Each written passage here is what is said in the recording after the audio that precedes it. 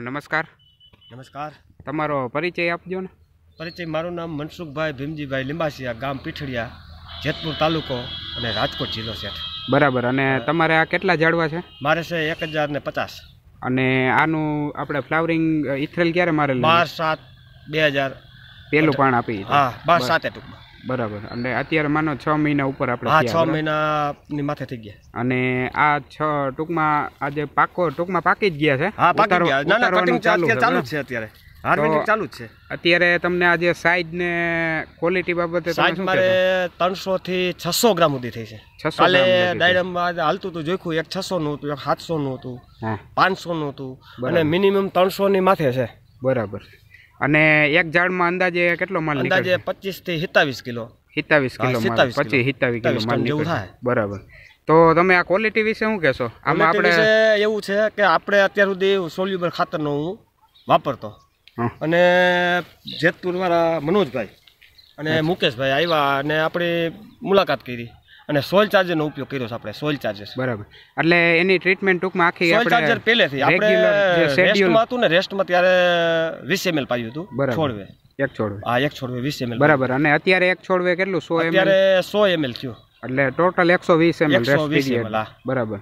તો આપણે જે શેડ્યુલ છે, બરાબર, એ શેડ્યુલ પ્રમાણે જ આપણે એટલે એમાં થોડું ઘણું વધઘટ થાય, વાતાવરણને લક્ષિત ફેરફાર થયો હોય, પણ જનરલી ટૂંકમાં આપણે શેડ્યુલ પ્રમાણે કરીએ. તો પછી આપણે જે આ અત્યારે છોડની ક્વોલિટી છે, બરાબર, છોડની ક્વોલિટી મારે 7 વર્ષ થયા, પહેલી વખત મેં આવી જોઈ છે. અને મહારાષ્ટ્રમાંથી ઘણા આવ્યા, બધા એમ કહેતા કે મહારાષ્ટ્ર જ અહીંયા આવ્યું છે. બરાબર છે. તો જવાની જરૂર નથી. અત્યારે ટૂંકમાં છોડ છે એ ઝૂકી ગયા છે બધા. બધા ઝૂકી ગયા અને એટલો માલ અત્યારે આમાં છે. બરાબર. પછી તો સનબર્નિંગ હે સનબર્ન મારે હિતાવિટનમાં લગભગ 2-3 પેટી નીકળશે, 30 કિલો.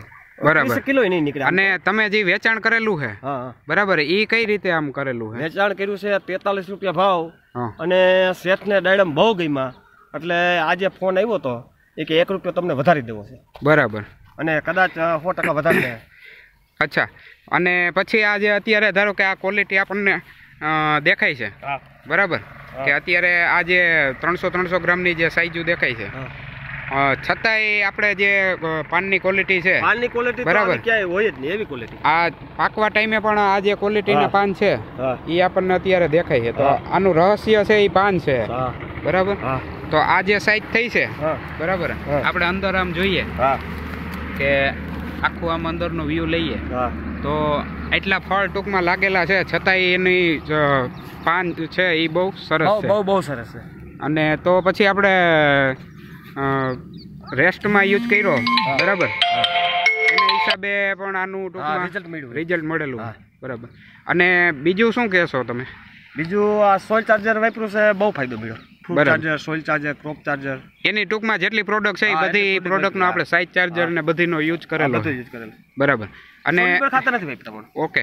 અને કૃષિ અમૃત નો આપણે રેસ્ટમાં યુઝ કર્યો, 100 થેલી નાખ્યું. 100 થેલી, એક છોડવે 5 કિલોનો યુઝ કરેલો છે, બરાબર. તો આપણે ગુજરાતના સૌરાષ્ટ્રના ખેડૂતોને તમે શું કહેશો આ ટેકનોલોજી વિશે? વાપરા જેવું, બરાબર. અને આ ક્વોલિટી ટૂંકમાં સનબર્નિંગ નથી, મેઇન ફાયદો ટૂંકમાં આપણને એ છે. અત્યારે જનરલી છે બધા એ ટૂંકમાં ઓઢાડવાનું જે પ્રયાસ કરતા હોય, તો એની જગ્યાએ એ આપણે ખર્ચો છે એ બચી ગયો. અને ખર્ચા વિશે શું કહેશો તમે? 160 થી 65 રૂપિયા ખર્ચો થયો છે એક છોડવે.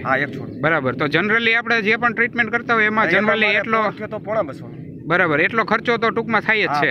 કદાચ સોઇલ ચાર્જર આપણે વાપરતા હોય કે ન વાપરતા, બરાબર, છતાંય એ જ ખર્ચામાં આપણે આવું 10 રૂપિયા ઓછો થાય, બરાબર, 10 રૂપિયા ઓછો થશે, બરાબર.